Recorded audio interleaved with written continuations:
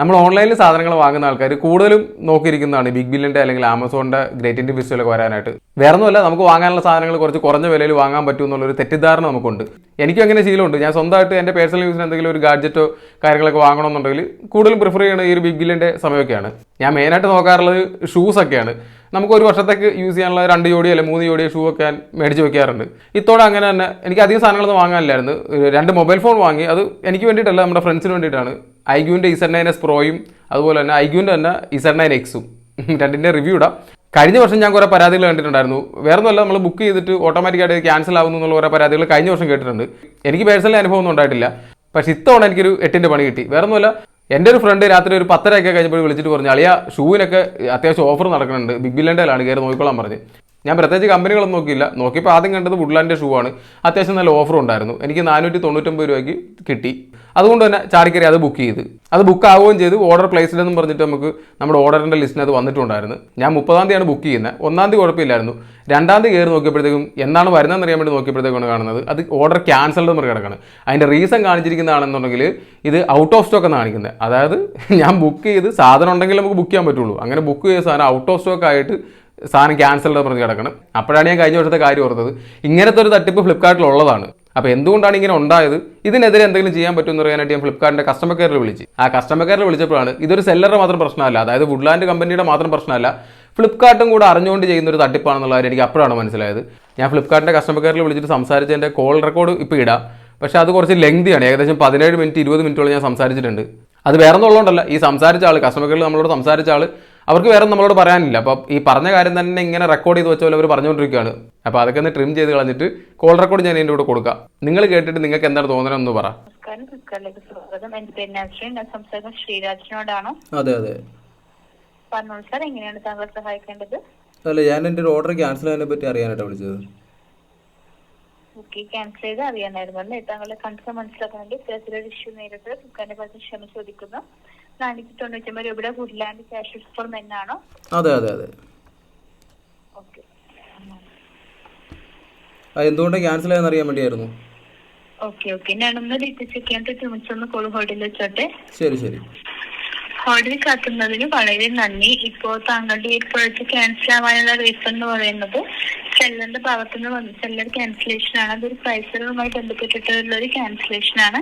ഒരുപാട് ഇപ്പോൾ ഒരുപാട് പേര് ഇങ്ങനെ ഒരു ഓർഡർ ചെയ്തത് കൊണ്ടാണ് സെല്ലറിന്റെ ഭാഗത്തുനിന്ന് ഇങ്ങനെ ഒരു ക്യാൻസലേഷൻ വന്നിരിക്കുന്നത്. തീർച്ചയായിട്ടും താങ്കൾക്ക് ഇപ്പോൾ ഒരു പുതിയൊരു ഓർഡർ ഫ്രഷ് ആയിട്ട് പ്ലേസ് ചെയ്യാവുന്നതാണ്. അല്ല, എനിക്ക് ഫ്രഷ് ആയിട്ട് പ്ലേസ് ചെയ്യുമ്പോൾ ഈ 499 പറ്റില്ലല്ലോ. ഇപ്പോൾ 2000-ന് മുകളിലാണ് എൻ്റെ പ്രൈസ് കിടക്കുന്നത്. ഈ ബിഗ് ബില്ലിൻ്റെ എന്ന് പറയുമ്പോൾ നമുക്ക് ഓഫർ തരുമ്പോൾ ആ ഒരു ഓഫറിൽ നമ്മൾ ബുക്ക് ചെയ്തിട്ടുണ്ടെങ്കിൽ അതിൽ അവർക്ക് സാധനം കിട്ടാൻ വേണ്ടിയാണ് നമ്മൾ ബുക്ക് ചെയ്യുന്നത്. പിന്നെ അവർ നമ്മുടെ ഈ ഓർഡർ എടുത്തിട്ട് ക്യാൻസൽ ചെയ്യുന്നതിൽ നിങ്ങൾക്കൊന്നും ചെയ്യാൻ പറ്റില്ല. ഓക്കെ ഓക്കെ, നമ്മുടെ കൺസേൺ മനസ്സിലാവുന്നത് ഇത്തരത്തിലൊരു ഇഷ്യൂ ഒരുപാട് കസ്റ്റമേഴ്സ് താങ്കളെ പോലെ തന്നെ നേരിടുന്നുണ്ട്. ഇങ്ങനത്തെ ഒരു ഇഷ്യൂ നമുക്ക് ഉണ്ടെന്നുണ്ട് ഫീഡ്ബാക്ക് കൊടുക്കാം സാർ. അത് മാത്രമല്ല, ഇപ്പൊ നമുക്ക് BBD എന്ന് പറഞ്ഞാൽ 6 ഒക്ടോബർ വരെ BBD നടക്കുന്നുണ്ട്. വേറെ ഓഫേഴ്സ് എല്ലാം താങ്കൾക്ക് ലഭ്യമായിട്ടിരിക്കുന്നുണ്ട്. താങ്കൾക്കൊന്ന് ചെക്ക് ചെയ്യാവുന്നതാണ്. അതെ മാഡം, നിങ്ങൾ 6 ഒക്ടോബർ വരെ ഉണ്ടെന്നുള്ള കാര്യം ശരിയാണ്. എനിക്കിനി ഈ ഓഫർ, ഞാനിപ്പോൾ വാങ്ങിയ സാധനം എനിക്ക് ഈ 499 രൂപയ്ക്ക് നിങ്ങൾക്ക് വേറെ തരാൻ പറ്റില്ല. ഇപ്പോൾ നിങ്ങൾക്ക് ഓൾറെഡി അതിൻ്റെ പ്രൈസ് ചെക്ക് ചെയ്താൽ മനസ്സിലാവും, 2000-ന് മുകളിലാണ് അതിൻ്റെ പ്രൈസ് കിടക്കുന്നത്. അതെ, അപ്പോൾ നിങ്ങളിപ്പോൾ പറയുന്നത് നിങ്ങൾക്ക് ഇനി വരുന്ന കസ്റ്റമേഴ്സിന് ഇങ്ങനെ ഉണ്ടാവുകയാണെങ്കിൽ നിങ്ങൾക്ക് റിപ്പോർട്ട് ചെയ്തിടാന്നുള്ളൂ. എനിക്കെന്ത് ബെനിഫിറ്റ് കിട്ടും? അല്ലെങ്കിൽ ഞാനിപ്പോൾ എൻ്റെ പരാതിയിൽ നിങ്ങൾക്ക് എന്ത് നടപടി എടുക്കാൻ പറ്റും? അതാണ് താങ്കൾക്ക് മനസ്സിലാവുന്നുണ്ട് സാർ. എന്നാലും ഇപ്പോൾ സെല്ലറിന്റെ ഭാഗത്തുനിന്നുള്ള ക്യാൻസലേഷൻ അല്ലേ? അല്ല മേഡം, ഞാനൊരു കാര്യം ചോദിച്ചില്ലേ മേഡം, ഞാനൊരു കാര്യം ചോദിച്ചു. ഇപ്പോൾ ഞാനൊരു കസ്റ്റമറാണ്. എനിക്ക് എന്തെങ്കിലും എൻ്റെ ഭാഗത്ത് നിന്ന് എന്തെങ്കിലും ഒരു നെഗറ്റീവായിട്ടൊരു ഡ്രോബാക്ക് ഉണ്ടായിട്ടുണ്ടെങ്കിൽ നിങ്ങൾ എന്ത് ചെയ്യും? നമുക്കൊരു ഓപ്ഷനും ഇല്ല അവിടെ. ഞങ്ങൾക്ക് എന്ത് നടപടി എടുക്കാൻ ഇപ്പോൾ എന്ത് നടക്കും? ഒരു സെല്ലർ എന്നുള്ള ഭാഗത്ത് നിങ്ങൾക്ക് ഏറ്റവും കൂടുതൽ കസ്റ്റമറോടല്ലേ കൂടുതൽ പ്രതിബദ്ധത വേണ്ടത്. ഒരു സെല്ലറുടെ ഭാഗത്ത് നിന്ന് എന്തെങ്കിലും ഉണ്ടായാൽ നിങ്ങൾക്ക് തിരിച്ച് സെല്ലർക്കെതിരെ ഒരു നടപടി എടുക്കില്ല നിങ്ങൾ?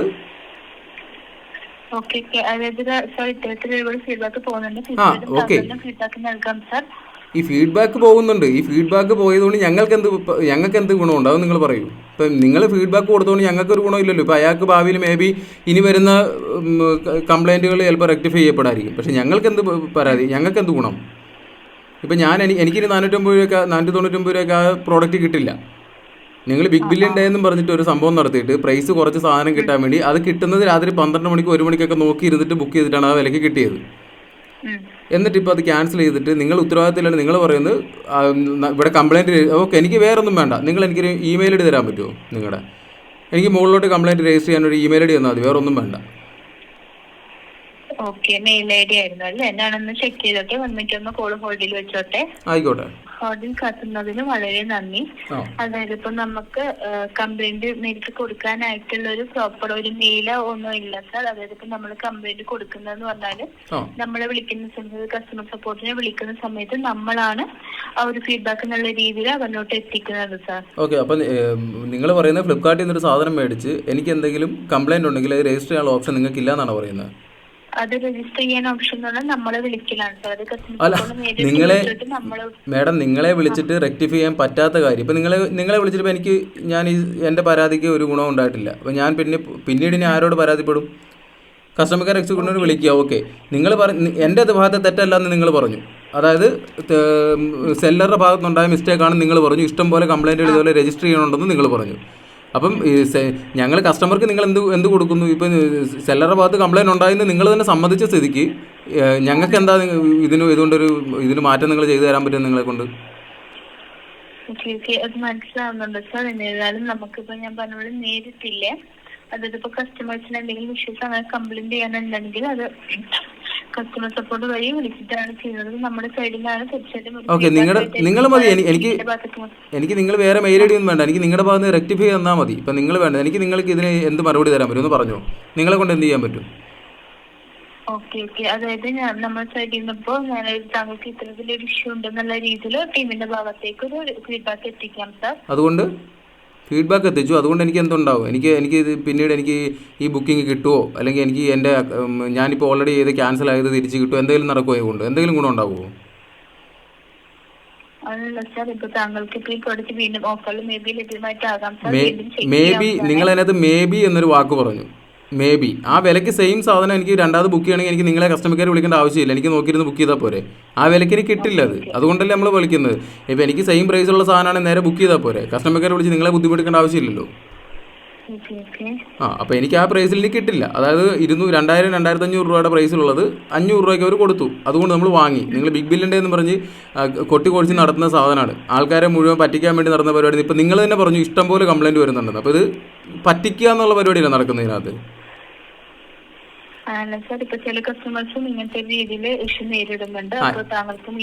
ഇഷ്യൂ നേരിടുന്നുണ്ട്. അപ്പം നിങ്ങളിപ്പോൾ മലയാളം കസ്റ്റമർ കെയർ ആണ്. ഈ കേരളത്തിൽ നിന്ന് തന്നെ ഇഷ്ടംപോലെ വിളി നിങ്ങൾക്ക് ഇതുവരെ ഇപ്പം മാഡത്തിന് തന്നെ ഇഷ്ടംപോലെ കോൾ വന്നിട്ടുണ്ടാവും. അപ്പോൾ ഇതിനകത്ത് ഈ ഇങ്ങനെയുള്ളൊരു പറ്റിപ്പിന് എന്തിനാണ് നിന്ന് കൊടുക്കുന്നത്? അതും എന്തിനാണ് ആൾക്കാരെ പറ്റിക്കുന്നത്? ഇപ്പം ഞാൻ നിങ്ങളോട് ചോദിക്കുമല്ല, ഇത് ഫ്ലിപ്കാർട്ടിനോടുള്ള എൻ്റെ ചോദ്യമായിട്ട് കൂട്ടിയാൽ മതി. എനിക്ക് ഏറ്റവും അത്ഭുതം തോന്നുന്നത് നമുക്കൊരു പരാതി ഉണ്ടെങ്കിൽ അത് അറിയിക്കാനായിട്ടൊരു ഇമെയിൽ ഐ ഡി ഫ്ലിപ്കാർട്ടിന് ഇല്ല എന്ന് പറയുന്നത് നിങ്ങൾ പറ്റിക്കുവാണോ? നിങ്ങൾക്ക് അറിയാൻ മേലാത്തതുകൊണ്ട് പറയുവാണോ അതോ അങ്ങനെയാണോ നേരിൽ? അതായത് സാർ, ഇപ്പൊ താങ്കൾക്ക് നേരിട്ടൊരു അതായത് ഇപ്പൊ നമുക്ക് നേരിട്ടൊരു കംപ്ലൈന്റ് കൊടുക്കാനായിട്ടുള്ള ഒരു അങ്ങനത്തെ ഒരു പ്രോപ്പർ മെയിൽ ഐ ഡി ഒന്നുമില്ല. പക്ഷെ എന്നിരുന്നാലും താങ്കൾക്ക് ഒരു കംപ്ലൈന്റോ അങ്ങനെ എന്തെങ്കിലും ഒരു രീതിയിലുണ്ടെങ്കിൽ തീർച്ചയായിട്ടും നമ്മളെ കോൾ ചെയ്തിട്ട് നമ്മൾ വഴിയാണ് സാർ അത് കൊടുക്കുന്നത് ആ ഒരു ടീമിന്റെ ഭാഗത്തോട്ട്. നിങ്ങൾ വഴിയല്ല. എനിക്കിപ്പോൾ ഒരു മെയിൽ, എനിക്കിപ്പോൾ ഒരു കൺസ്യൂമർ കോർട്ടിൽ പോകണം. എനിക്ക് നിങ്ങളുടെ ഭാഗത്ത് നിന്ന് എനിക്കൊരു മെയിലോ കാര്യങ്ങളോ എന്തെങ്കിലും വേണ്ട. എനിക്കില്ലാണ്ട് ഞാൻ എങ്ങനെ എൻ്റെ ഫോണിൽ നിന്ന് സ്ക്രീൻഷോട്ടുമായിട്ട് പോയാൽ മതിയോ എനിക്കൊരു കംപ്ലൈൻറ്റ് കൊടുക്കണമെങ്കിൽ? നിങ്ങളുടെ ഭാഗത്ത് നിന്ന് എനിക്കൊരു പരാതി നിങ്ങൾക്ക് അയച്ചതിൻ്റെ എന്തെങ്കിലും രേഖ എൻ്റെ കയ്യിൽ വേണ്ടേ? ഇപ്പം ഞാൻ നിങ്ങളെ കസ്റ്റമർ കെയർ വിളിച്ചാൽ എനിക്ക് എന്ത് രേഖയുള്ളത് ഒന്ന് പറഞ്ഞു നിങ്ങൾ.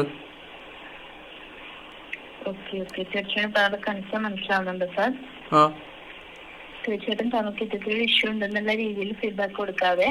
മാഡം, നിങ്ങൾ ഈ ഫീഡ്ബാക്ക് ഞാൻ ചോദിക്കുന്നത് നിങ്ങൾക്ക് മനസ്സിലായി. നിങ്ങൾ ഫീഡ്ബാക്ക് കൊടുക്കുന്നത് നിങ്ങളുടെ ജോലിയുടെ ഭാഗമാണ്. അല്ല, നിങ്ങൾക്ക് ഉത്തരം മുട്ടിയിട്ട് കാര്യമില്ലല്ലോ. നിങ്ങൾ ഞങ്ങൾ ചോദിക്കുന്നൊരു മറുപടി പറ. അപ്പം ഞങ്ങൾ ഇത് പരാതിപ്പെടാനാണ് വന്നത്. നിങ്ങൾ പരാതിപ്പെടുമ്പോൾ ഞങ്ങൾ ഫീഡ്ബാക്ക് കൊടുക്കാമെന്ന് പറയുന്നതാണോ അതിനുള്ളൊരു തീരുമാനം? മനസ്സിലാവുന്നുണ്ട് സാർ. അതായത് ഞാൻ പറയട്ടെ, അതായത് ഇപ്പോൾ അറ്റ് എ ടൈം ആ ഒരു പ്രൈസ് എടുത്ത് പറഞ്ഞത് അറ്റ് ടൈം ഒരുപാട് പേര് ഒരു സെയിം ടൈമിൽ ഇത്രയും പ്രൊഡക്ട്സ് അവർ ബൾക്കായിട്ട് ഓർഡർ ചെയ്തുകൊണ്ട് വന്നിരിക്കുന്ന ഒരു ക്യാൻസലേഷൻ ആണ്. അല്ല, ഓക്കെ മാഡം, ഞാൻ ഒരു കാര്യം ചോദിച്ചോട്ടെ. ഇപ്പം ഈ ഫ്ലിപ്കാർട്ട്, ഞാൻ ആമസോണിൽ സെല്ലറാണ്. ആമസോണിൽ സാധനങ്ങൾ ഞാൻ വിൽക്കുന്ന ഒരാളാണ്. അതുകൊണ്ട് എനിക്ക് ഇതിൽ നടക്കുന്ന കാര്യം അറിയാം. ഇപ്പം എൻ്റെ കയ്യിൽ ഒരു 1000 യൂണിറ്റ് ഉണ്ടെങ്കിൽ എനിക്ക് അത് വിൽക്കാൻ പറ്റുള്ളൂ. 1000 എണ്ണം ആണോ? അതെ. അപ്പം അവരുടെ കയ്യിൽ ഇല്ലാത്ത സാധനം എനിക്ക് വാങ്ങാൻ പറ്റില്ലല്ലോ. എനിക്ക് ഓർഡർ പ്ലേസ് ചെയ്യാൻ പറ്റില്ലല്ലോ. പിന്നെ എങ്ങനെ ഔട്ട് ഓഫ് സ്റ്റോക്ക് കാണിക്കുന്നത്? ഇപ്പോൾ അവരുടെ കയ്യിൽ 1,00,000 യൂണിറ്റ് ഉണ്ടെങ്കിൽ ആ 1,00,000 യൂണിറ്റ് ഞങ്ങൾക്ക് വാങ്ങാം. അതിനുള്ള ആവശ്യക്കാരുണ്ടെങ്കിൽ ആ 1,00,000 യൂണിറ്റേ വാങ്ങാൻ പറ്റുള്ളൂ. അതിനുശേഷം മേളിലോട്ടുള്ള ഒരു യൂണിറ്റും പ്ലേസ് ആവില്ല. എൻ്റെ ഓർഡർ പ്ലേസ് ആയതാണ്. പിന്നെ ഇതെങ്ങനെ ക്യാൻസൽ ആകുന്നത്?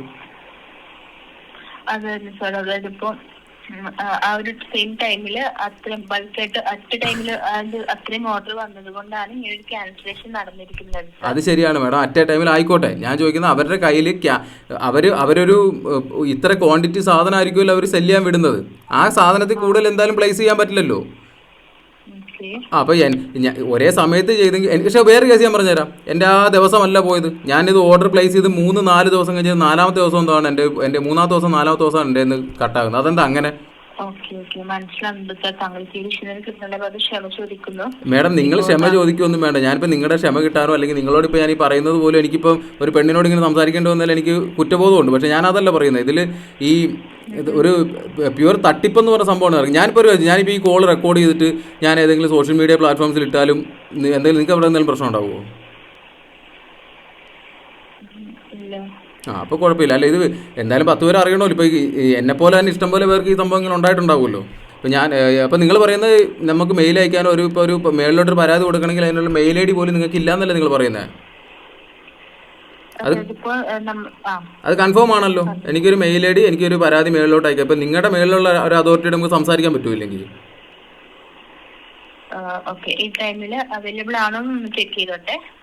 ഓക്കെ. ഹോട്ടൽ കാത്തുന്നതിന് വളരെ നന്ദി. സമയം പറഞ്ഞ പ്രകാരം ഞാനൊന്ന് ചെക്ക് ചെയ്തായിരുന്നു അവർ അവൈലബിൾ ആണോ എന്ന്. ബട്ട് ഇപ്പോൾ ഒരു ടൈമിലൊന്നും അവൈലബിൾ ആയിട്ടില്ല സാർ. ഇപ്പോൾ താങ്കൾക്ക് ആ ഒരു ടീമിനോട് നേരിട്ട് സംസാരിക്കുന്നതാണെങ്കിൽ ഇന്ന് മോർണിംഗ് ഒന്ന് കോൾ ബാക്ക് ചെയ്യാമോ? ഞാൻ മോർണിംഗിൽ വിളിച്ചാൽ എനിക്ക് ഇതേപോലെ സംസാരിച്ചാൽ അവരോട് സംസാരിച്ചാൽ അവരിപ്പോൾ നിങ്ങൾ പറഞ്ഞ പോലെ പരാതി കൊടുക്കാമെന്നല്ലാണ്ട് വേറെ എന്തെങ്കിലും ഓപ്ഷൻ അവർ പറയുമോ? മേഡത്തിന് അറിയാമെങ്കിൽ അന്ന് പറഞ്ഞാൽ മതി. എൻ്റെ സമയം ചുമ്മാ കളയേണ്ട ആവശ്യമില്ലല്ലോ. Okay okay. അതായത് ഇപ്പോൾ താങ്കൾക്ക് അവർക്ക് പറഞ്ഞാലും ഈ ഒരു ഡീറ്റെയിൽസ് ആയിരിക്കും താങ്കൾക്ക് കിട്ടുന്നത്. എന്നിരുന്നാലും താങ്കൾക്ക് ഇപ്പോൾ അവരോട് സംസാരിക്കണം എന്നുള്ളൊരു ഇഷ്യൂ ആണെങ്കിൽ ഇതൊക്കെ താങ്കൾക്ക് തീർച്ചയായിട്ടും മോർണിംഗ് ഒന്ന് കോൾ ചെയ്യാവുന്നതാണ്. കണക്ട് ചെയ്ത് തരാവുന്നതാണ് സാർ. ഓക്കെ. എനിക്ക് അവരോട് സംസാരിക്കണമെന്നില്ല. എനിക്ക് എൻ്റെ ഈ ഒരു പ്രശ്നം അവരെ കൊണ്ട് തീർക്കാൻ പറ്റില്ല എന്നുണ്ടെങ്കിൽ പിന്നെ അവരോട് സംസാരിച്ചിട്ട് കാര്യമില്ല. എനിക്ക് ഞാൻ ഒരു കൺസ്യൂമർ കോർട്ടുമായിട്ട് പോകാമെന്നുള്ളൊരു ഇരുന്നപ്പോഴാണ് എനിക്കൊരു മെയിൽ ID എങ്കിലും കിട്ടിയിരുന്നെങ്കിൽ അത് ഉപകാരമായിരുന്നു. അപ്പോൾ അത് നിങ്ങളെ കൊണ്ട് പറ്റില്ല എന്ന് നിങ്ങൾ പറയുകയും ചെയ്തു. അപ്പോൾ കുഴപ്പമില്ല. ഹാർഷായിട്ട് സംസാരിച്ച് തോന്നുവാണെങ്കിൽ സോറി. ശരി എന്നാ. ഇല്ല, കുഴപ്പമില്ല സാർ. ആയിക്കോട്ടെ. മനസ്സിലാവുന്നുണ്ട് സാർ. കസ്റ്റമർ നല്ല രീതിയിൽ തീർച്ചയായും മനസ്സിലാവും. ശരി മേഡം, ആയിക്കോട്ടെ. Thank you. നിങ്ങളിപ്പോൾ കേട്ട് കാണും. ഒന്ന് ആലോചിച്ച് നോക്കി, ഫ്ലിപ്കാർട്ട് എന്ന് പറഞ്ഞൊരു കമ്പനിക്ക്, ഇത്രയും വലിയൊരു കമ്പനിക്ക് എതിരെ നമുക്കൊരു പരാതി കൊടുക്കണമെന്നുണ്ടെങ്കിൽ ഒരു ഇമെയിൽ ID പോലും ഇല്ല. അതായത് ഇപ്പോൾ ഒരു കസ്റ്റമർ എന്നുള്ള നിലയ്ക്ക് എന്തെങ്കിലും ഒരു സംഭവത്തിൽ എനിക്കൊരു പരാതി കൊടുക്കണമെന്നുണ്ടെങ്കിൽ അവരുടെ ഒരു ഇമെയിൽ നമുക്ക് അവൈലബിൾ അല്ല എന്നുള്ളതാണ്. ഞാൻ ആദ്യം ഓർത്തത് കസ്റ്റമർ കെയറിൽ ഇപ്പോൾ എന്നോട് സംസാരിച്ച പെങ്കൊച്ചിന് ഇത് അറിയാൻ പാടില്ലാത്തതുകൊണ്ടാണ് ആലോചിച്ചത്. എന്നെ കൊണ്ട് നോക്കാൻ പറ്റുന്ന സ്ഥലത്തൊക്കെ നോക്കിയിട്ടും ഒരു ഇമെയിൽ ID ഫ്ലിപ്കാർട്ടിനെതിരെ പരാതി കൊടുക്കാനുള്ളത് എനിക്ക് കിട്ടിയിട്ടില്ല. ഇനി നിങ്ങൾക്ക് ആർക്കെങ്കിലും, അതായത് ഈ വീഡിയോ കണ്ടുപിടിക്കുന്ന ആർക്കെങ്കിലും ഇങ്ങനെ ഒരു ഇമെയിൽ ID ഉള്ളതിനെ പറ്റി അറിയാമെന്നുണ്ടെങ്കിൽ താഴെ ഒന്ന് കമൻറ്റ് ചെയ്യുകയാണെങ്കിൽ അത് പലർക്കും ഉപകാരമായിരിക്കും. വേറൊന്നുമല്ല, ശരിയാണ്, ഒരു സെല്ലർക്ക് അവൻ്റെ സാധനം എത്ര വില കുറച്ച് വിൽക്കാനുള്ള അധികാരം അവനുണ്ട്. അതായത് ഇപ്പോൾ എനിക്ക് 500 രൂപയ്ക്ക് സാധനം തരാൻ പറ്റില്ല എന്ന് പറയാൻ അത്രേ ഉള്ളൂ. ഇന്ത്യയിൽ നമുക്ക് നിയമം വെച്ചിട്ടൊന്നും ചെയ്യാൻ പറ്റില്ലായിരിക്കും. ഞാനിപ്പോൾ കൺസ്യൂമർ കോർട്ടിൽ പോകുന്നൊക്കെ പറഞ്ഞാലും അങ്ങനെ ഒരു നിയമം ഉള്ളതുകൊണ്ടായിരിക്കാം മേ ബി ഇങ്ങനത്തെ തട്ടിപ്പൊക്കെ നടക്കുന്നത്. എനിക്കിപ്പോൾ ആ കമ്പനി ഷൂ വില കുറച്ച് തരുന്നതോ തരാത്തോ അല്ല. എന്നെ ഏറ്റവും കൂടുതൽ അത്ഭുതപ്പെടുന്ന ഒരു കാര്യം നമുക്ക് പരാതിപ്പെടാൻ ഒരു സ്ഥലമില്ല എന്നുള്ളതാണ്. ഒന്ന് ആലോചിക്കുക, ഫ്ലിപ്കാർട്ടിന് സത്യം പറഞ്ഞാൽ യാതൊരു ഉത്തരവാദിത്വം ഇല്ല. കസ്റ്റമറോട് മാത്രം കേട്ടോ, ചിലപ്പം സെല്ലറോട് ഉത്തരവാദിത്വം ഉണ്ടാവും. അതായത് സെല്ലർ പറയുന്ന കാര്യത്തിനോട് വാല്യൂ ഉണ്ട്. സെല്ലർ പറയുകയാണ് ഇപ്പോൾ കസ്റ്റമറുടെ കുഴപ്പം കൊണ്ടാണ് ആ പ്രോഡക്റ്റ് പോയെന്ന് പറഞ്ഞാൽ ശരിയാണ്, കസ്റ്റമർ കുഴപ്പം കൊണ്ടാണ്. നമുക്ക് വേറെ ഓപ്ഷൻ ഒന്നുമില്ല, നമുക്കൊന്നും ചെയ്യാൻ പറ്റില്ല. ചിലപ്പം റീഫണ്ട് കിട്ടിയില്ല, ചിലപ്പോൾ റിട്ടേൺ എടുക്കൂല, സാധനം നമ്മുടെ തന്നെ ഇരിക്കും. അങ്ങനെയുള്ള സാഹചര്യത്തിൽ കസ്റ്റമർ തെറ്റാണെന്ന് കണ്ടിട്ടുണ്ടെങ്കിൽ കസ്റ്റമർക്ക് അവിടെ പണി കിട്ടും. പക്ഷേ ഇവിടെ എന്താണ്, സെല്ലറുടെ ഭാഗത്താണ് തെറ്റെന്ന് അവർക്ക് മനസ്സിലാവുകയും ചെയ്തു. പക്ഷേ സെല്ലർക്ക് ഒരു നടപടി എടുക്കാൻ പറ്റിയില്ല. നമ്മുടെ നാട്ടിൽ ഇങ്ങനെയുള്ള കാര്യങ്ങളൊക്കെ നടക്കുകയുള്ളൂ. പൈസ മുടക്കുന്നവന് യാതൊരു വിലയില്ലാത്തൊരു സ്ഥലം നമ്മൾ മാത്രമല്ലെന്ന് എനിക്ക് തോന്നുന്നത്. ഈ ഒരു കാര്യത്തിൽ നിയമപരമായിട്ട് എന്തെങ്കിലും ചെയ്യാൻ പറ്റുമെന്ന് എനിക്കറിയില്ല. നിങ്ങൾക്ക് ആർക്കെങ്കിലും ഇങ്ങനെ നേരത്തെ അനുഭവം ഉണ്ടായിട്ട് നിങ്ങൾ എവിടെയെങ്കിലും പരാതിപ്പെടുവോ, അല്ലെങ്കിൽ ഇനി ഫ്ലിപ്കാർട്ടിൻ്റെ ഭാഗത്ത് നിന്ന് ആയിക്കോട്ടെ ഏതെങ്കിലും രീതിയിൽ മെയിൽ അയക്കുകയോ പിടിക്കുകയോ ഒക്കെ ചെയ്തിട്ട് നിങ്ങൾക്ക് എന്തെങ്കിലും ഒരു മറുപടി കിട്ടിയിട്ടുണ്ടെങ്കിൽ താഴെ ഒന്ന് അറിയിച്ചാൽ നല്ല കാര്യം. അതുമാത്രമല്ല, ഇത്തവണത്തെ ബിഗ് ബില്യൺ ഡേയിൽ നിങ്ങൾ എന്തെങ്കിലുമൊക്കെ ബുക്ക് ചെയ്തിട്ട് നിങ്ങൾക്കും ഇതുപോലത്തെ അനുഭവം ഉണ്ടായിട്ടുണ്ടെങ്കിൽ ഒന്ന് കമൻറ്റ് ചെയ്തേരി.